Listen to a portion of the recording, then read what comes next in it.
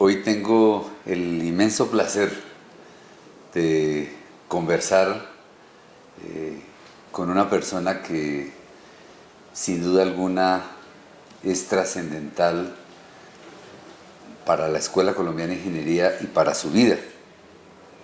Estoy hablando del doctor Gonzalo Jiménez Escobar,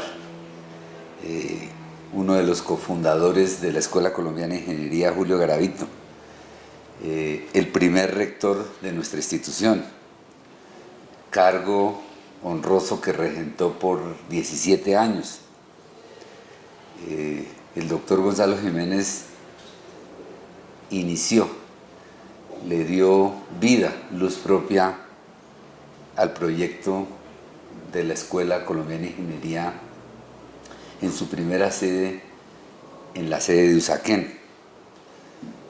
En fin, en la charla que vamos a tener, pues vamos a ir comentando cosas bien interesantes y bien importantes de una persona que, como le dije, le dio vida a esta institución que en el 2022 llega a sus 50 años de fundación. Doctor Gonzalo, nos gustaría, por favor, para iniciar esta charla, que nos contara quién es Gonzalo Jiménez Escobar, cómo fue su infancia, su familia, qué recuerdos nos podría mencionar en este momento de sus épocas de juventud. Bueno, primero que todo manifiesto mi complacencia de estar conversando con el rector actual de la escuela. Y para tratar de responder una pregunta que tendría una respuesta larguísima, pues solo podría decirle que nací en San Diego, en la esquina de lo que hoy es el Museo Nacional, carrera séptima con la calle 28. Y probablemente lo que más me acuerdo de esa infancia era la asistencia a los conciertos que la banda dirigida por Rosso Contreras hacía en el parque que desapareció por la apertura de la avenida 26 para escuchar la música, razón por la cual probablemente me aficioné a la música desde muy temprano.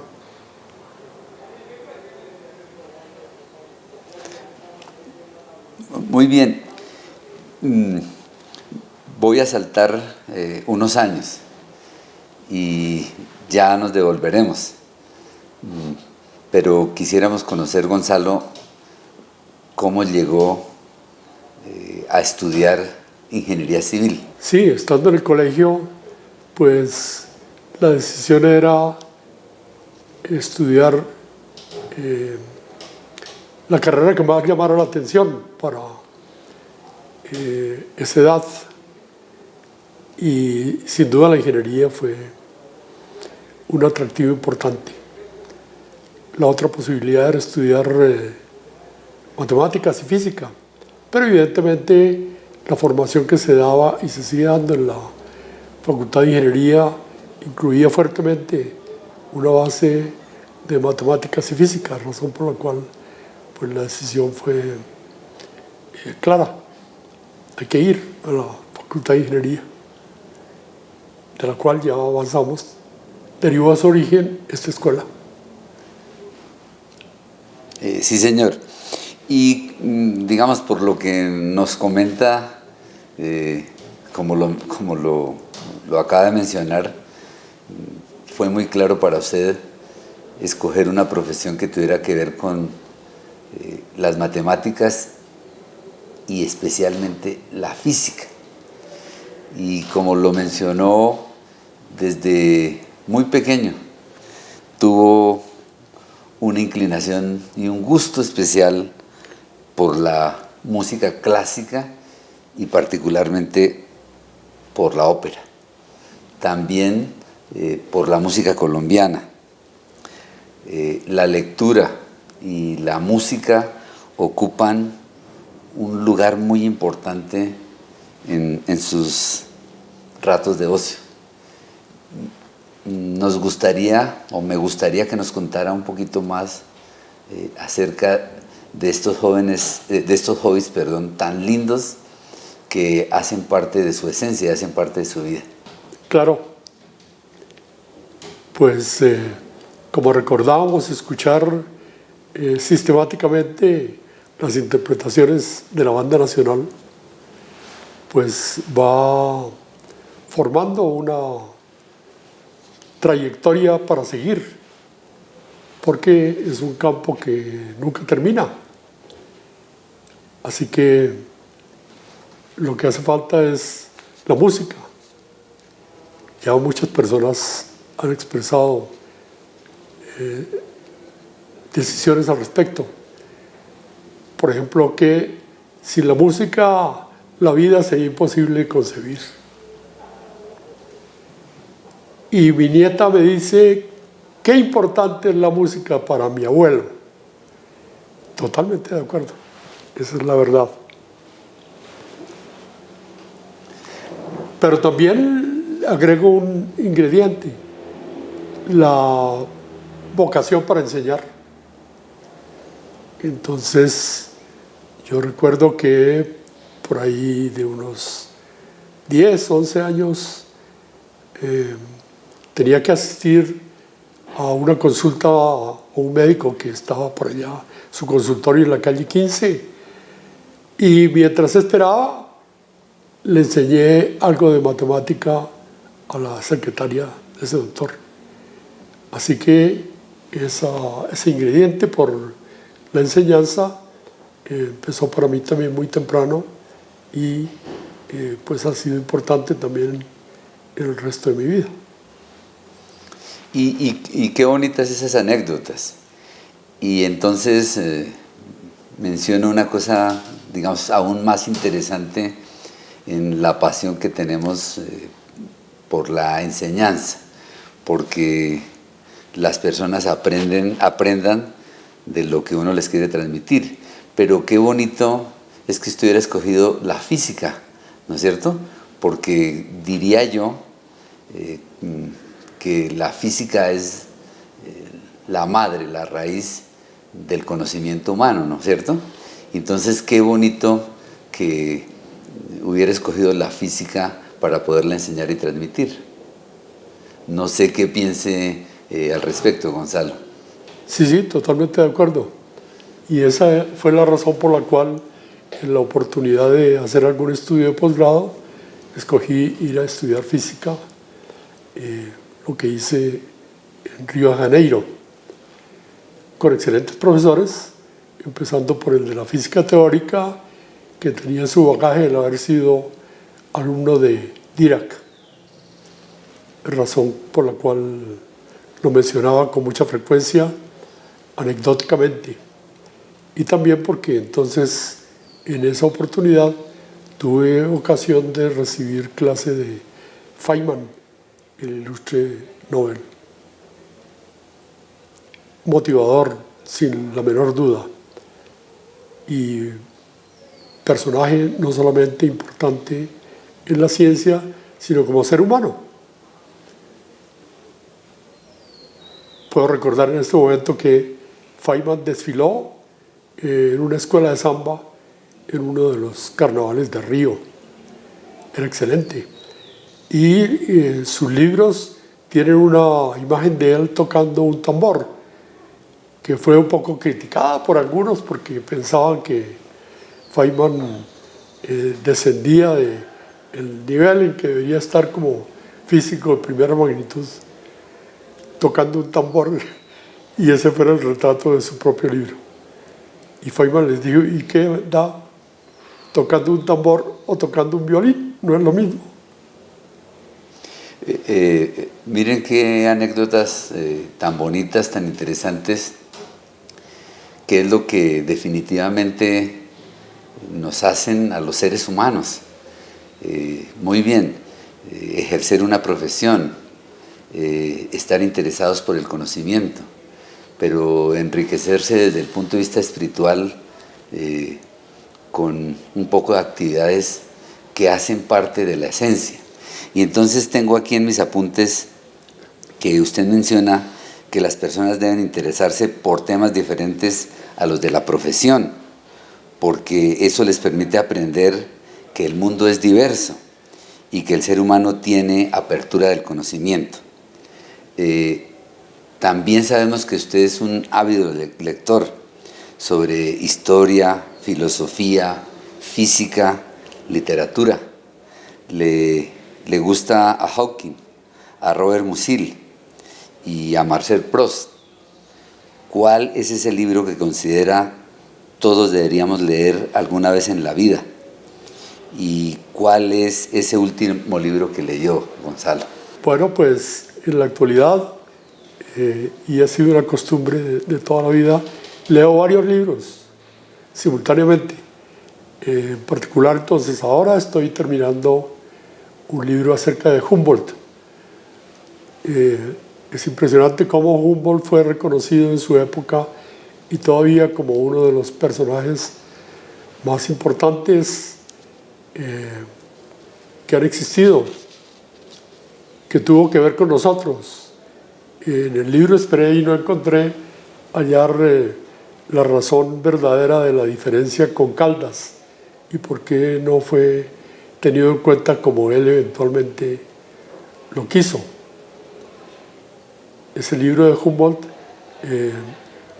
nos muestra pues que la naturaleza es una sola, idea que pues todavía sigue siendo difícil de aceptar, puesto que muchas personas piensan que la naturaleza está únicamente para ser explotada por el hombre, y ese ha sido un error fatal.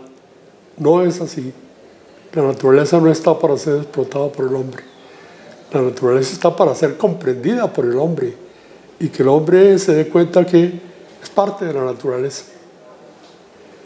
También estoy leyendo El Correo del Orinoco, porque fue el primer texto que nos narra de las vicisitudes para establecer una república que se llamó Colombia en el pensamiento del Libertador y que después los historiadores resolvieron llamarla Gran Colombia, cuando en la realidad nunca existió una nación que se llamara de ese modo. Era la República de Colombia para Bolívar, y la idea de que Colombia era toda continental, y desafortunadamente han pasado los siglos y estamos muy lejos de tener realizada esa idea del Libertador. Pero también leo acerca de las costumbres de las personas. No estamos muy seguros de qué es lo que realmente conviene más a la humanidad, pero primero que todo reconocerse como parte de ella e integrante de la naturaleza, como ya dije. Es un trabajo todo por hacer. En particular pienso que los jóvenes tienen una mejor aproximación al concepto de que somos parte de la naturaleza y no que la naturaleza está para el servicio del hombre. Qué reflexiones tan interesantes. Y entonces sus reflexiones me obligan a preguntarle lo siguiente. Tanto avance tecnológico, tanto desarrollo, ¿eso es lo que queremos? ¿O finalmente algunos cuantos han querido utilizar la tecnología, no pensando en el beneficio de la humanidad, sino en el beneficio propio, que seguramente si seguimos ese camino, en poco tiempo nos llevarán a condiciones o situaciones insospechadas? ¿Es así? Creo con Einstein, que él dijo que si el hombre no lograba controlar el avance tecnológico, pronto seríamos una comunidad de idiotas. Y pienso que estamos un poco en ese camino. Es alarmante pensar que la gente actúa por los mensajes que recibe en las llamadas redes, y el razonamiento de las personas se va disminuyendo porque solo hay una consigna: hay que conseguir más cosas. ¿Por qué? Porque sí, porque hay que comprar de todo. ¿Y por qué? Porque sí. Y entonces el razonamiento de las personas se está disminuyendo en la medida en que solo se entiende que la vida es un proceso para acumular todo lo que es posible. Y esa es una idea totalmente equivocada. Sí, en ese pensamiento nos convertimos en una sociedad de consumo, independientemente, como usted lo mencionó muy bien, de cuál debe ser el rol que debemos ocupar como seres vivos para ser parte de este planeta y para convivir absolutamente con todo. Entonces me devuelvo un poquito y sé también su gusto por viajar, por conocer nuevas culturas, por la gastronomía. Viajar, dice usted, nos permite ampliar los horizontes en todos los aspectos, y al final nos damos cuenta de que la humanidad es la misma en todos los lugares. ¿Cuál ha sido ese lugar de tanto que conoce, de tanto que ha viajado, que quizás lo ha deslumbrado, lo ha cautivado, bien sea por el paisaje que encontró, bien sea por las estructuras que encontró o por las personas con las que ha tenido que compartir? ¿Cuál es ese lugar que lo cautiva? Creo que son muchos, sin la menor duda. Así que cuando se hable de viajar, ¿a dónde quiere ir?, me pregunta alguien. A donde usted diga, a cualquier parte, porque en cualquier parte se va a encontrar algo muy emocionante, algo muy especial. En todo el mundo está diseñado para que sea una sorpresa permanente para el ser humano, de tal manera que tratar de escoger un lugar es algo verdaderamente difícil. Entonces, pues, se está maravillosamente en Venecia, pero también en Florencia, y también en París, o en Londres, o en Nueva York, en cualquier parte del mundo. Y no solo en las ciudades, sino en los campos. Entonces, nuestra Sierra Nevada, o Chiribiteque, o el Amazonas, son lugares espléndidos de la naturaleza, son un regalo permanente que, como ya mencionamos, el hombre no debería pensar en aprovechar con esa conciencia de extraer de la naturaleza todo. No, lo primero que hay que buscar en la naturaleza es la posibilidad de entendernos con ella, reconocer, como ya dijimos, que somos parte de la naturaleza y admirarla y protegerla, porque es el futuro de la humanidad, no importa cuántos años, decenios, siglos o milenios le falten recorrer al hombre en la tierra. Claro, y con sus comentarios, qué cosas tan fabulosas. Si todos los seres humanos consideramos nuestro medio y todo lo que nos rodea de esa manera, sin duda alguna seríamos una civilización totalmente diferente, que no le apostamos a la condición actual, sino a la condición futura, porque nos debemos a las generaciones que nosotros hemos creado, ¿no es cierto? Claro. Sí, fíjense que son cosas o aspectos, puntos tan valiosos de la conversación con Gonzalo. Y entonces en ese sentido, pensando en todos los viajes que ha hecho, sé que, por ejemplo, nunca le gustó o sintió pasión por manejar un carro. ¿Por qué? Bueno, sí, he pensado en eso. Una de las razones es que si uno no va manejando, tiene tiempo para contemplar y para pensar. En cambio, si usted va manejando, tiene que concentrarse en lo que está haciendo.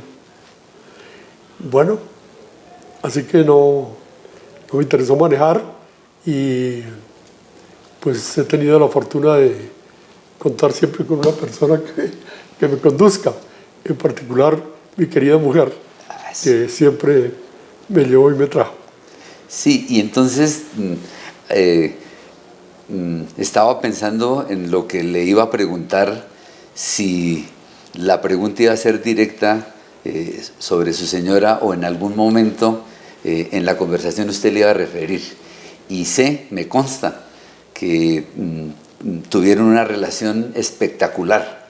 Entonces no sé si quisiera referirnos, Gonzalo, en esa conversación tan personal, tan íntima, esa relación tan fabulosa que tuvo con su señora.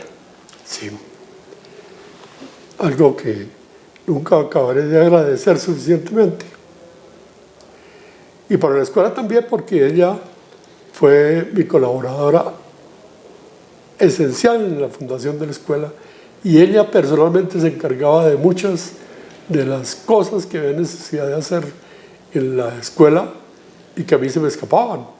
Por ejemplo, arreglar la sala del consejo para una reunión con todos los detalles adecuados según su opinión, que tenía toda la razón, para ser huésped de esa reunión. Ella se ocupó permanentemente de ese tipo de actividades. Las flores en los jarrones eran indispensables. ¿Quién pensaba en eso? Mi mujer. ¿Quién lo hacía? Ella. Y resultaba todo maravilloso. Y, pues claro, vivimos más de 50 años juntos y ella sigue estando conmigo todo el tiempo, porque la mayoría de las veces estamos en conversación permanente. Y entonces me dicen, y no sé si quiera mencionarlo, poderlo compartir con todos, que fue un amor a primera vista, que estando usted en Bogotá, cuando la conoció, viajó a la costa para enamorarla. ¿Es verdad? Bueno, realmente el viaje fue primero y la oportunidad de conocerla a ella se dio porque los estudiantes a los que yo llevaba en excursión a la costa, muchos de los cuales nunca habían visto el mar, como me lo dijeron, organizaron una reunión festiva en Barranquilla y la persona que había servido de contacto para organizarla consideró que en la casa de una amiga de ella quedaría mejor la reunión. La amiga de ella era Norita, a la que yo conocí esa misma noche, habiendo estado primero en compañía de Manuel Ramírez Montúfar, el profesor que me acompañaba a la excursión. Llegamos tarde a la reunión porque estábamos comiendo previamente y al llegar pues me presentaron a la dueña de la casa y tuve el inmenso placer de disfrutar un baile con ella.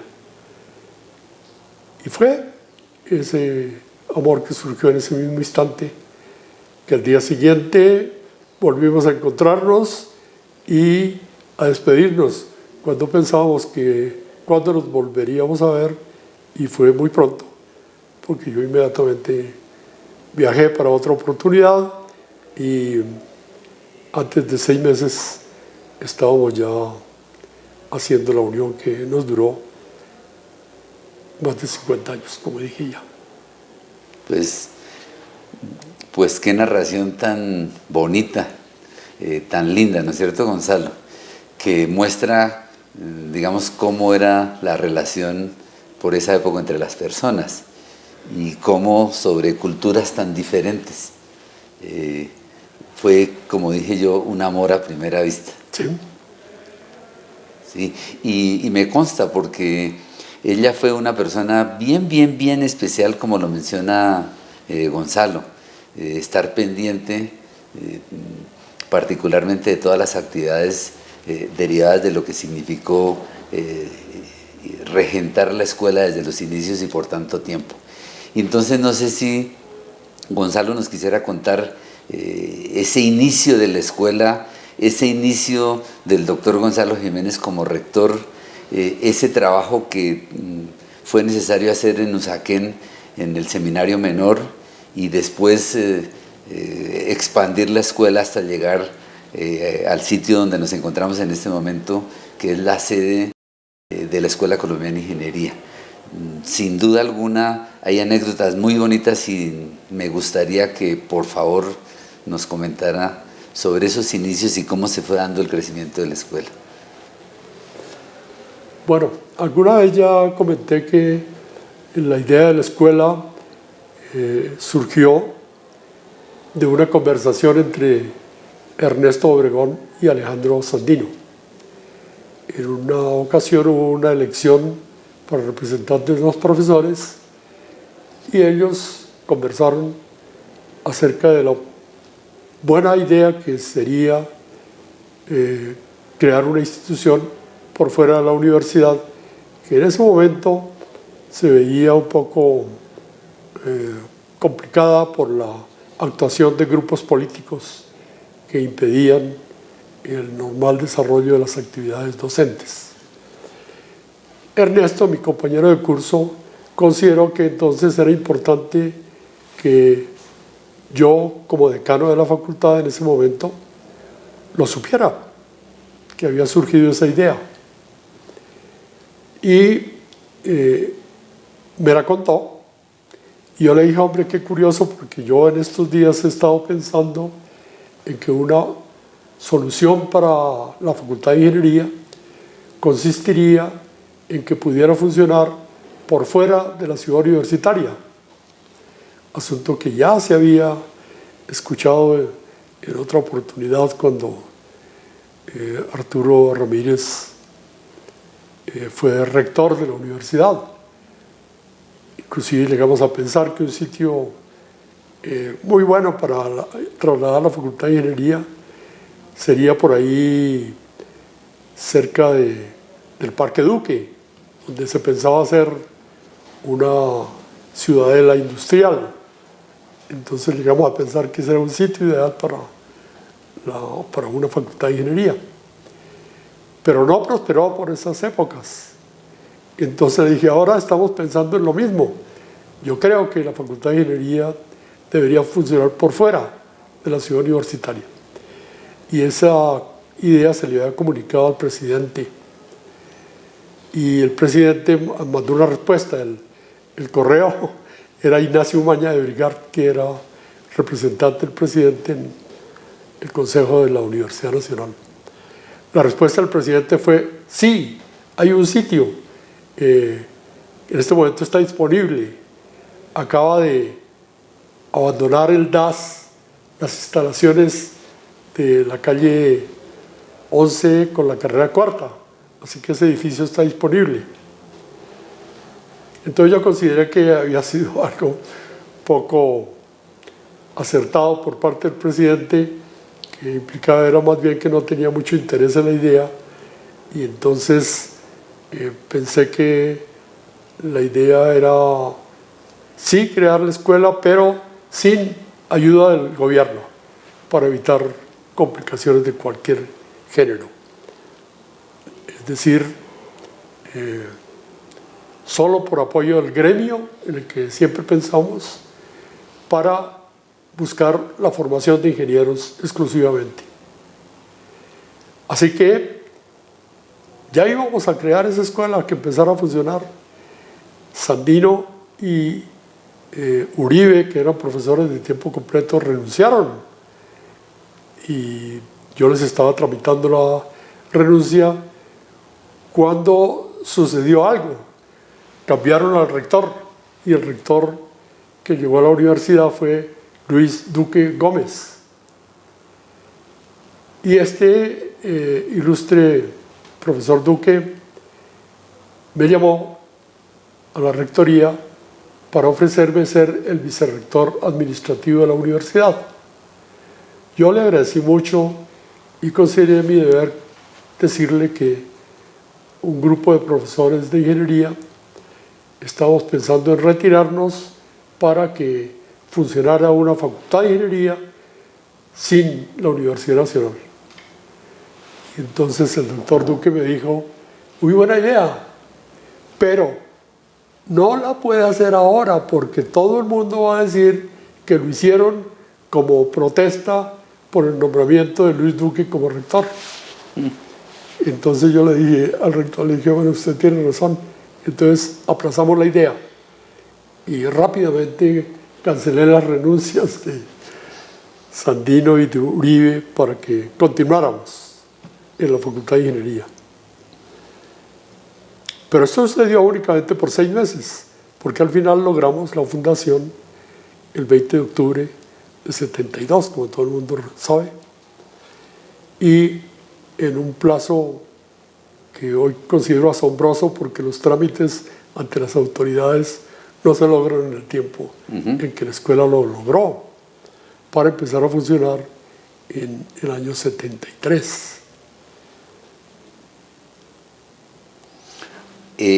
88 estudiantes llegaron el 20 de marzo del 73 y supongo que en ese momento era una situación difícil, era una tarea quijotesca, se podría decir en ese momento, en el que se vincularon tiempo completo Gonzalo, Eduardo Silva, el doctor Sandino, medio tiempo creo que Ricardo Rincón,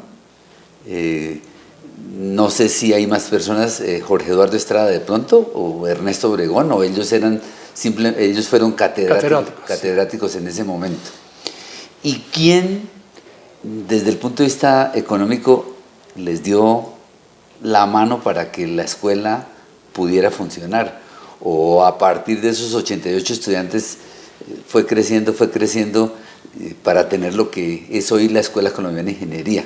O sea, ¿qué se acuerda de esos momentos? Porque Gonzalo haber dicho, bueno, yo me voy a trabajar y me voy de rector y vamos a ver cómo avanzamos. ¿Cómo fueron esos momentos?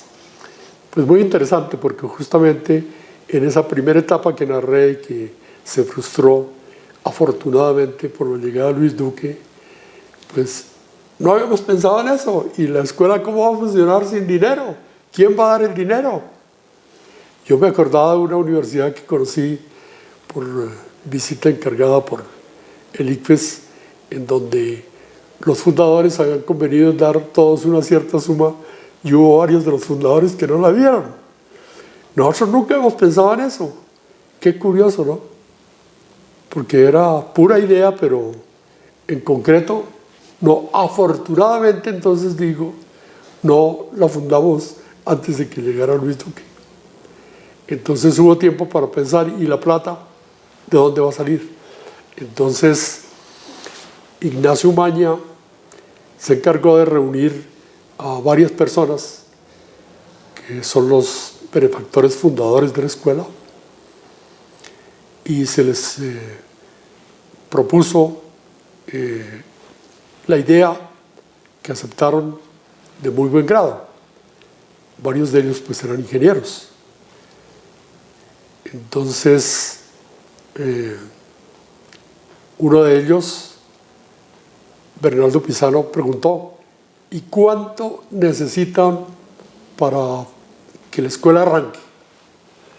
Y yo, sin pensarlo, le dije 200,000 pesos. Y me dijo, cuente con eso y comiencen. Y ahí entonces ya ese compromiso significaba que en el lapso entre octubre y enero pusimos a funcionar la escuela, cosa que, como ya comenté en los ritmos actuales sería prácticamente imposible, ¿no? Claro. Imposible. Así que es interesante la pregunta porque realmente la preocupación por el dinero era algo más bien exento del plan de hacer una escuela de ingeniería. El plan de hacer una escuela de ingeniería era muy idealista, ¿no? Y la plata, pues, ahí llegaría. Y sigo pensando en que así debe ser. Lo importante en la institución, la nuestra, debe ser las ideas y el proceso de formación de los nuevos profesionales. Y la plata, claro, es importante, pero ahí llega. Lo que no me parece correcto, que lo he notado en muchas otras instituciones, es que primero que todo es la plata. Y después ahora sí, ¿qué hacemos con la plata? Entonces, bueno, y se organizan las demás cosas. A mí me parece que el proceso es inverso.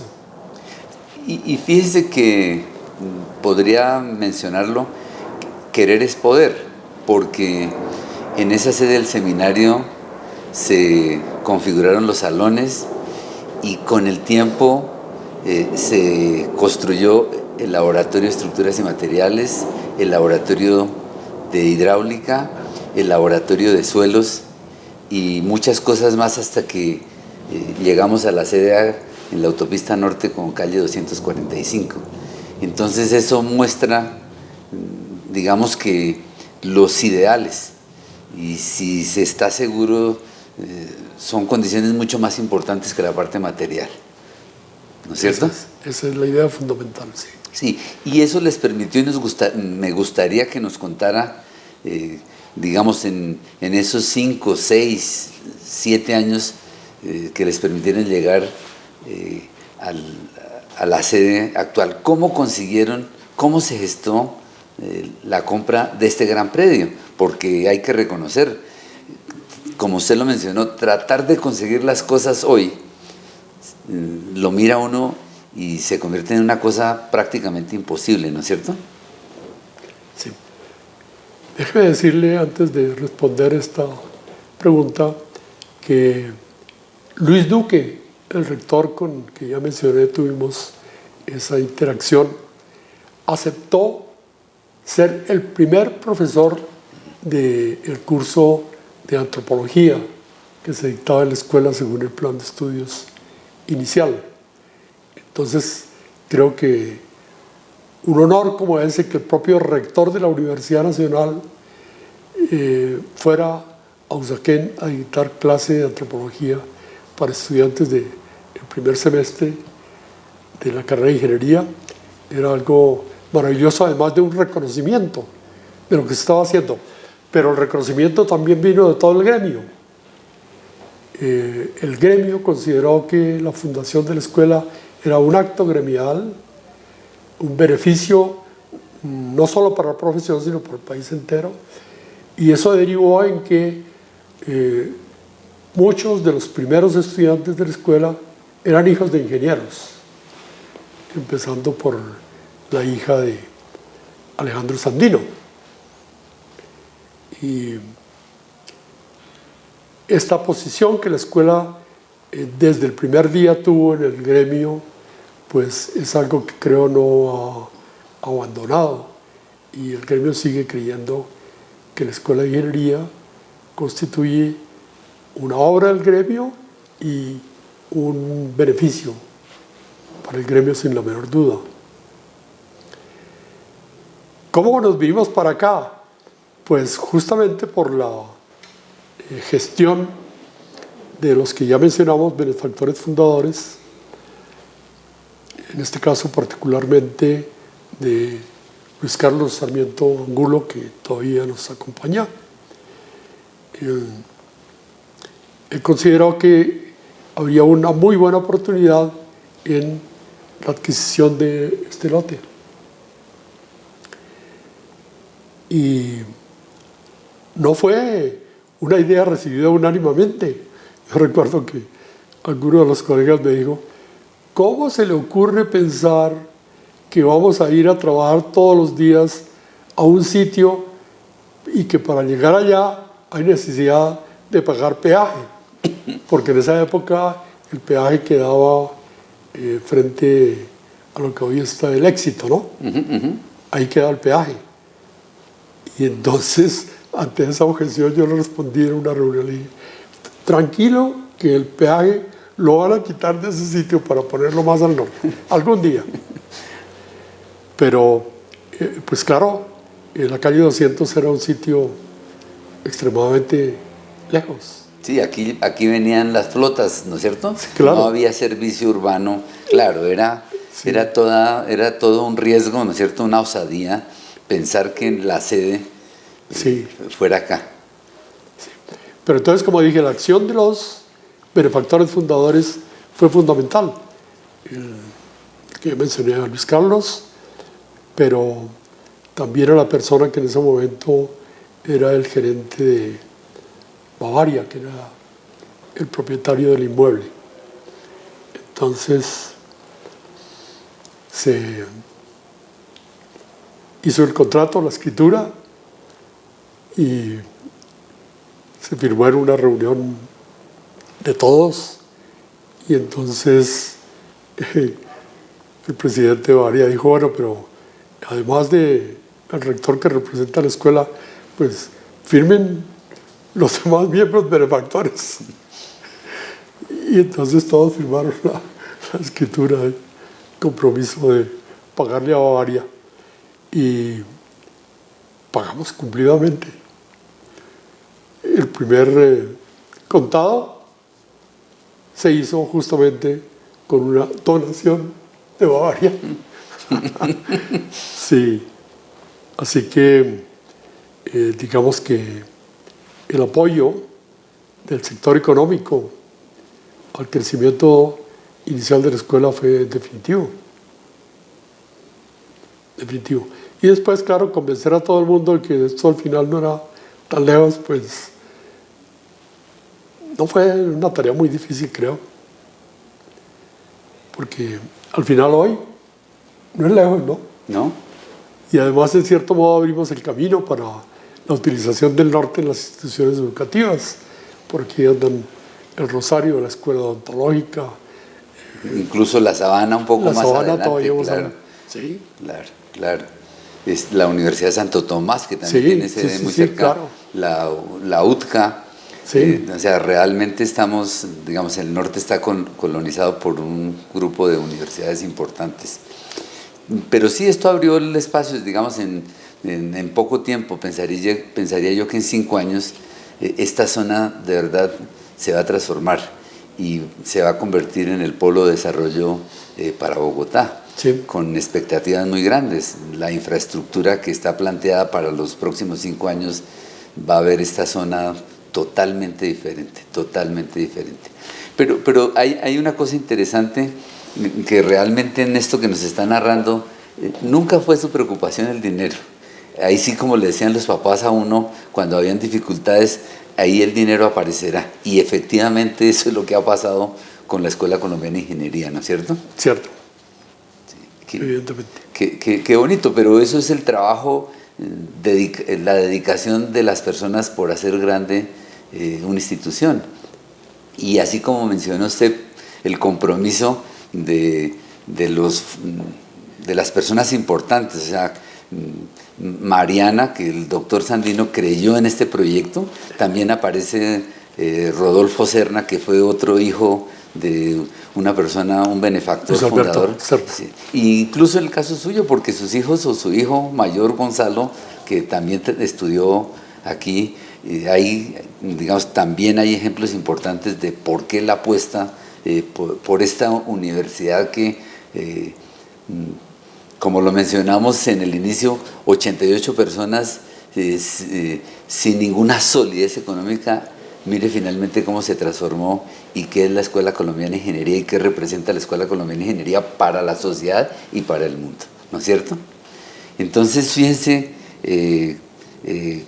las anécdotas, los comentarios alrededor del doctor Jiménez, cómo hacen grande esta institución. Yo quería preguntarle otra cosa importante en los inicios que me parece era fabuloso, y que nació de una idea suya, la celebración de los cumpleaños de los profesores que trabajábamos acá.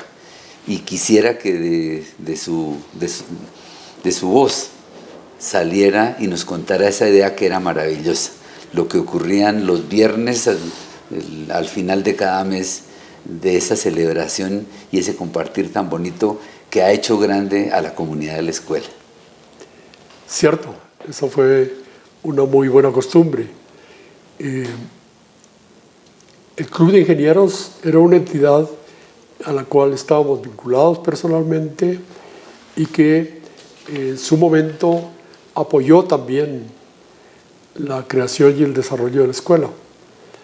Allá hicimos varias reuniones con ese propósito, inclusive en una ocasión llegó, habiendo tenido de invitado al alcalde, un colega ingeniero en ese momento, para crear una asociación que fuera la Asociación de Amigos de la Escuela Colombiana de Ingeniería, que desafortunadamente pues no prosperó.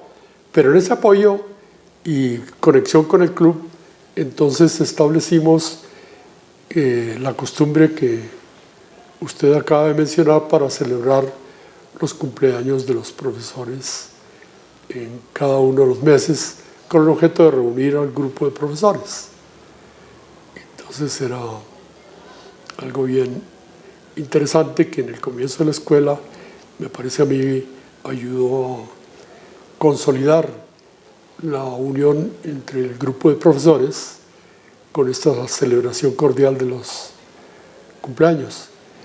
Y alcanzó a sostenerse hasta cuando ya estábamos aquí. Pero desapareció la idea de celebración, yo creo que debido al crecimiento de la institución, ¿no? Pero pues, lástima que se hubiera terminado. Sí. Hay otra anécdota interesantísima, fabulosa, porque aquí llegaron profesores de matemáticas muy reconocidos, el doctor Arturo Ramírez Montúfar, el doctor Castillo, y me acuerdo, y no sé si tenga alguna anécdota, que entre 8:30 y 9, que era el intermedio entre una clase y otra, nos reuníamos en este bloque A, en el segundo piso, junto a la rectoría, y había una tertulia fabulosa de muchas anécdotas y muchos comentarios alrededor del quehacer de la ingeniería y de los profesores. Entonces no sé, Gonzalo, si se acuerda que era un periodo muy bonito, estupendo, ¿no es cierto? Claro, ese salón de los profesores era importantísimo, alrededor de esa conversación que mantenían los profesores antes y después de las clases. Era algo realmente sensacional, porque era una idea heredada, claro, de la Facultad de Ingeniería, en donde el salón de profesores era una institución. Y pues obviamente, como tal vez ya mencionamos, esta escuela es la continuidad de la Facultad de Ingeniería de la Universidad Nacional, sostenida por el sector privado, sin intervención del gobierno. Pero las ideas, las prácticas, las costumbres, todo lo que se desarrollaba era exactamente lo mismo. Así que esta escuela es, sin que quepa la menor duda, una continuidad de la Facultad de Ingeniería de la Universidad Nacional. Y aprovecho para decir, ¿por qué la escuela? Porque es que la primera Facultad de Ingeniería de la Universidad Nacional era la Escuela de Ingeniería. Y esto progresó de tal modo que en la facultad nadie hablaba de la facultad. Todo el mundo decía la escuela. Y tengo clase en la escuela y voy para la escuela y salgo de la escuela y reunión en la escuela. Y todo el mundo sabía que esa era la Escuela de Ingeniería. Yo he oído a muchas personas que no les gusta que esto se llame escuela porque consideran que es como de baja categoría, ¿no? La escuela, ¿tú una escuela primaria? Bueno, yo estoy en desacuerdo con esa idea. Y la escuela es la idea más grande que se conoce en la transmisión del conocimiento. Y mi prueba para eso es remitirlos a que contemplen un cuadro que está en el Vaticano que se llama La Escuela de Atenas, en donde aparecen pues todos los personajes que ya conocemos. Y si eres a la Escuela de Atenas, ¿por qué no podemos hacer una escuela de ingeniería de ese talante? ¿No? Esa es la idea fundamental de la escuela. Que nos reconozcan como universidad, pues maravilloso que nos reconozcan como universidad. Pero ¿esto qué es? Una escuela de ingeniería. Eso es lo que yo sigo pensando todavía. Y el salón de profesores. Es que yo recuerdo muchas anécdotas al respecto.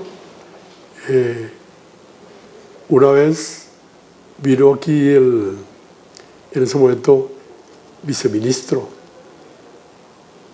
y entró a mi oficina a saludar, que acababa de llegar, pero me habían avisado que ya había llegado y yo dije, hay que ir a esperarlo al parqueadero. Y entonces, cuando estaba en esa diligencia, el ministro entró a la oficina. Y no, ministro, pues entonces vamos para el salón de profesores. Entonces, un salón de profesores de ingeniería, con ministro Ordo hablando de todas las cosas y habidas por haber. Porque recuerdo, por ejemplo, que un profesor le preguntó al ministro, le dijo, ¿y qué va a pasar con esta política de la descentralización? Y entonces el ministro dijo, pues que se va a descentralizar el desorden.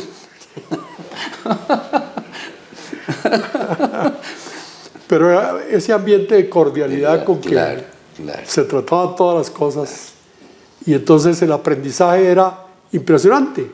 Y eso yo lo recordaba de la escuela vieja, porque uno entraba al salón de profesores donde estaban Arturo Ramírez y Otto de Grey, sí, y señor. Gustavo Perry, todos los que fueron primeros profesores aquí en la escuela. Que el otro día un estudiante me dijo, ¿y usted cómo hizo para traerse a los mejores profesores de la Nacional? Y yo, pero si eran todos mis amigos. Entonces, tan pronto se les habló de la idea, todos estaban disponibles para participar de la idea de rescatar una escuela de ingeniería manejada por el gremio y de la importancia que siempre tuvo nuestra escuela. Claro, y nosotros como primeros estudiantes sí que tuvimos el privilegio, ¿no es cierto?, de tener a los mejores profesores de ingeniería. Así es. Y ese debe ser un propósito fundamental de la institución, ¿no? Mantener en el cuerpo de profesores a los mejores profesores. Pues ya miramos quién es entonces Gonzalo Jiménez Escobar, y claro, hay una pregunta obligada. Usted como persona dedicada a la docencia, porque creo yo que la docencia, por lo menos como la entiendo yo, es un apostolado. Usted que fue presidente de la Asociación Colombiana de Ingenieros, el órgano que regenta la ingeniería en el país, ¿usted qué piensa hoy de la educación superior en Colombia? Un asunto complejo, pero mi primera aproximación es que las instituciones educativas en general están hechas para proveer a los estudiantes de diplomas. Y entonces, ¿qué es lo que van a hacer los estudiantes a las instituciones educativas? A conseguir un diploma. Hay más interés por conseguir el diploma que por estudiar, que debería ser el real propósito. La prueba de eso, mire usted una graduación, la importancia que le da a todo el mundo, los graduados, los familiares, los directivos, todo el mundo, a que el muchacho se retrate con su diploma enfrente, sonriente, y luego con la familia, pero el diploma, primero que todo, que se vea. Eso me demuestra a mí que la tendencia de la educación superior entre nosotros es lamentablemente conseguir el diploma. ¿Y qué pasa con muchas de las instituciones educativas? Un razonamiento simple. ¿Tú quieres un diploma? Bueno, tú me pagas y yo te doy un diploma. Y entonces el proceso educativo, la razón de ser de la institución, pasa a un segundo plano, porque el equilibrio es, tú me pagas, yo te doy un diploma. ¿Y quieres un posgrado? Bueno, tú me pagas, yo te doy un diploma. Y desafortunadamente, en mi opinión, ojalá estuviera equivocado, la pasión por el estudio, el deseo por formarse, está en un segundo plano. Aún más cuando se habla de otro propósito es formar personal para las empresas. Yo estoy de acuerdo, la gente tiene que ir a buscar un trabajo en una empresa, probablemente, pero la formación no debe ser esa, porque si fuera eso solamente, estamos como en una fábrica de repuestos. ¿Qué es lo que hacemos? Les damos repuestos, usted pida y le mandamos repuestos. No, y la formación de las personas, la creación de unos líderes para que orienten las transformaciones, para que sean capaces de proponer para su propia vida y para la vida de los demás horizontes. Eso no se logra si no pensamos y todos trabajamos en que lo importante es formar a las personas. ¿Para qué? Para que sean capaces. ¿De hacer qué? Pues de todo lo que se les presente, razón por la cual ha habido ingenieros presidentes de la República dedicados a la política o a la agricultura o a cualquier otra disciplina, porque están formados. Algo muy diferente es que sí, el señor tiene diploma, pero ¿y qué sabe hacer? Respuesta en vacío, porque lo que tiene es diplomas. ¿Y la empresa qué le pide? Muéstreme sus diplomas, autenticados, claro que, porque todo el mundo sabe que aquí se pueden conseguir diplomas falsos.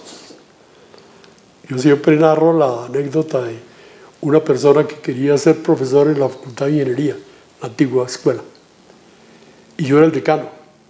Y el señor entró y no tuvo empacho alguno en mostrarme su diploma, firmado por mí. Como decano le dije, señor, es imposible que usted tenga un diploma firmado por mí. El señor desapareció y no volvió. Quería ser profesor de la Facultad de Ingeniería con un diploma falsificado. Gonzalo, fíjese que lo que acaba de comentar sí que es interesante y son lecciones y referentes para las generaciones futuras.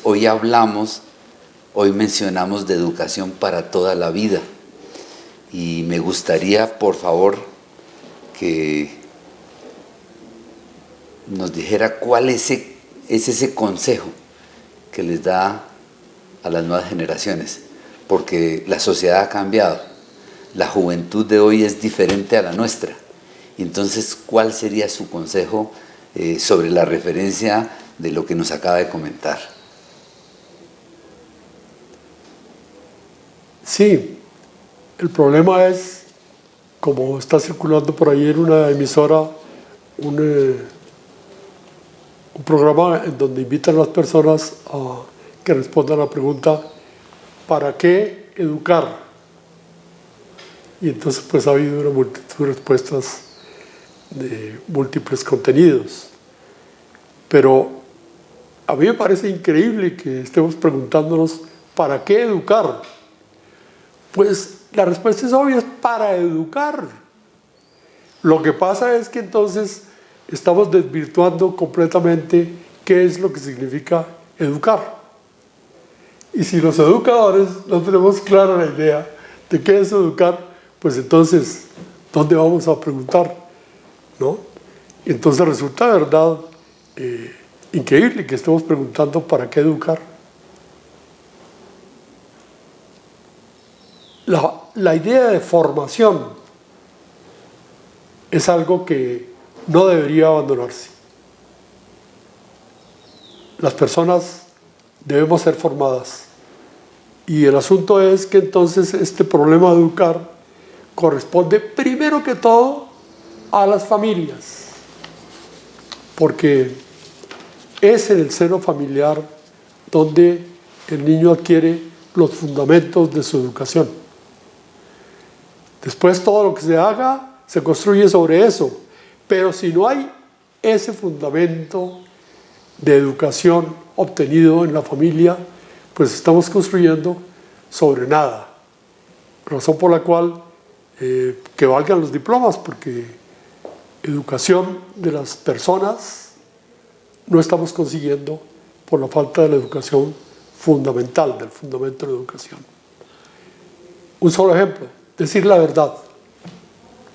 Es algo que debe ser enseñado en el hogar. Y después entonces en la universidad le estamos exigiendo a unos jóvenes, casi adultos, que digan la verdad. Si es que no lo saben, que hay necesidad de decir la verdad. Pues si no lo saben, si lo están averiguando, si ven a ver si conviene o no conviene decir la verdad, pues entonces, ¿de qué educación estamos hablando? No existe una educación en donde un principio como el de decir la verdad no existe para muchas de las personas, o para la mayoría, porque hace carrera entonces el principio contradictorio, la contravirtud.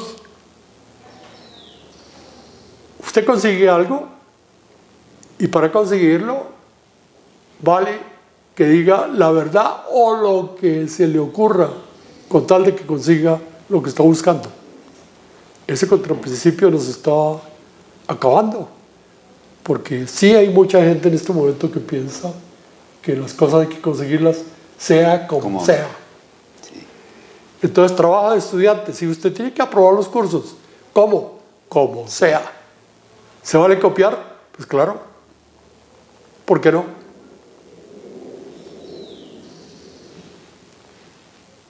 Y desafortunadamente he tenido ejemplos de comportamientos adquiridos por colegas jóvenes. Voy a citar dos ejemplos solamente. Uno, un colega me dijo cuando yo era el presidente de la Sociedad de Ingenieros y trabajaba por esto de la honradez en las relaciones entre contratistas y contratantes. Me dijo, ¿usted qué problema tiene con el Estado? ¿Con quién? Porque se opone a que nosotros, me dijo, funcionarios del Estado, podamos participar de las utilidades de los contratistas. ¿Qué problema tiene usted? Le dije, no, yo no tengo el problema. El problema soy yo, que considera que vale la pena hacer esa pregunta, ¿no? No tiene clara la idea de la necesidad de ser honrado. Un estudiante me dijo una vez aquí en la escuela, me dijo, dígame una cosa, ¿qué tiene de malo que uno le ayude a un compañero que sabe menos que uno? Nuevamente el conflicto de que no tienen la idea fundamental de qué consiste la honradez. Por eso me encantó siempre que aquí hubiera una campaña para promover la honradez. Porque el asunto es por ahí fundamentalmente.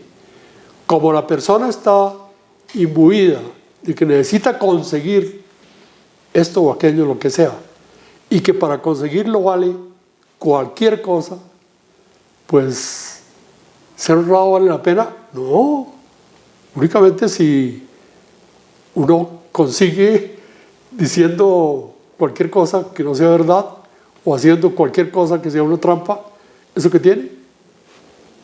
Usted está consiguiendo lo que necesita y punto.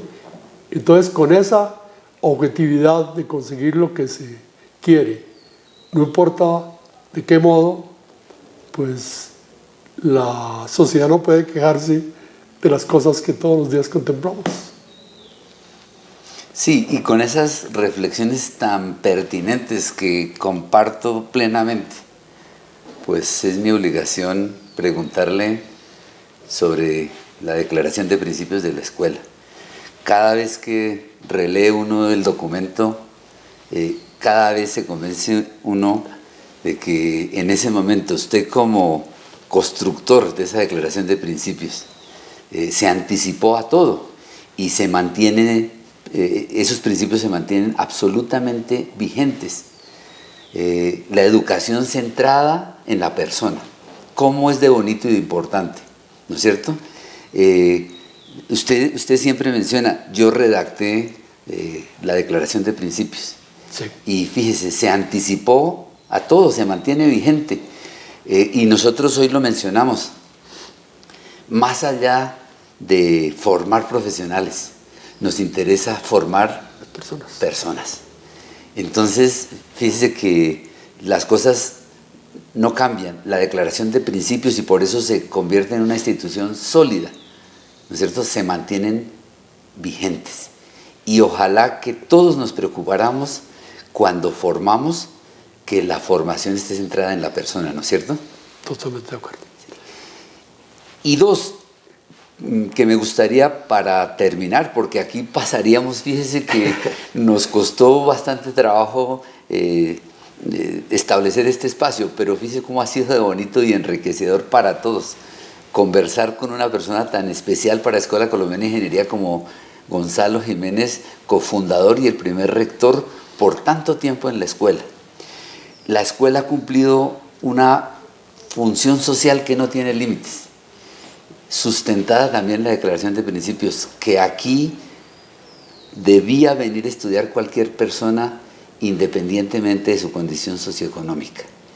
Y eso se ha mantenido, entonces me gustaría su concepto alrededor de ese principio.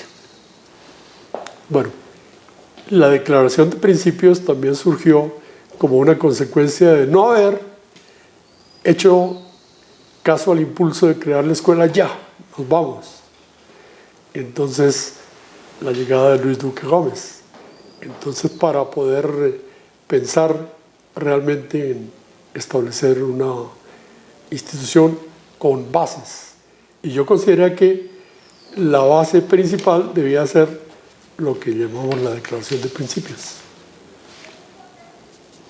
Haciendo una abstracción idealista, como ya dijimos que fue todo en el comienzo de la escuela, acerca de cómo deberíamos poder guiar la institución.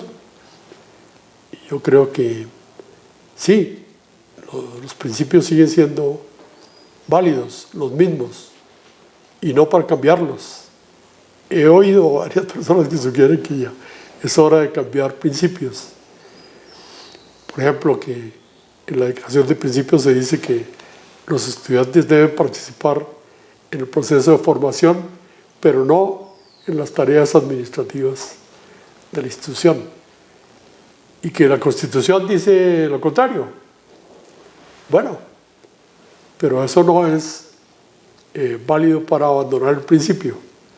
Los estudiantes no deben participar en la tarea administrativa de la institución. Pero la Constitución dice que sí. Bueno, pues le hacemos caso a la Constitución, pero el principio sigue vigente.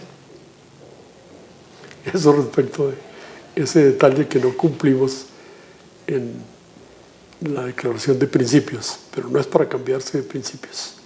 La matrícula diferencial. La matrícula diferencial. Algunos proponen que pongamos una sola matrícula, ¿no? No. ¿Por qué? Porque es que esa idea de la matrícula diferencial está basada en un concepto de solidaridad social, que es lo que pretendemos imbuir en los nuevos profesionales. El que puede ayudar, debe ayudar al que tiene menos, siempre. Si no tenemos el principio de solidaridad claro, pues estamos en ese mundo que otros dicen de la lucha de todos contra todos y vamos adelante y ¿qué le importa que pase a los demás? No. La idea es que si yo puedo ayudar a otro, debo hacerlo. Es la idea de la solidaridad social. De tal manera que pues ahora hay preocupación, entiendo, porque a la escuela llegan estudiantes de estratos 2, 3 y pocos de 4, pero no de 5 ni de 6. Yo no comparto ese enfoque. A la escuela deben venir estudiantes de primera categoría en sus capacidades y en sus intereses por conseguir una carrera. ¿De qué estrato sean? Del que sea, eso no importa menos. Yo no sé por qué ahora entonces nos empeñamos en pensar en que es un problema esta escuela que no tiene estudiantes de estratos 5 y 6. Pues es que eso no importa. Lo que importa es que sean de la calidad de interés primera, superior, para garantizar que vamos a hacer un buen proceso de formación. ¿De qué estrato es el señor? ¿Qué me importa? Eso no importa para nada. Ustedes estudiaron en una escuela en que había gente, colegas muy ricos y otros muy pobres. ¿Y qué? Nadie se daba cuenta de eso y todo el mundo era amigo, ¿es cierto? Así es. ¿Es verdad? Porque sí había intereses comunes, era en la consecución de conocimiento, interés por aprender. Y eso pasa en que hay instituciones donde, sin compartir esta filosofía, entonces deciden que hay que atraer a muchachos de los estratos bajos. Y entonces conocí el testimonio de un muchacho así, que me dijo, y yo entré. Y entonces cuando ya se empezaron a hacer los trabajos de grupo, en mi grupo me dijeron que dónde vivía yo. Yo dije, pues tal parte, por allá, lejos, afuera. Entonces los compañeros le dijeron, bueno, compañero, usted no se preocupe por venir a nuestras reuniones. No necesita venir. Nosotros lo ponemos ahí en la lista y tranquilo. O sea, lo excluyeron de hecho.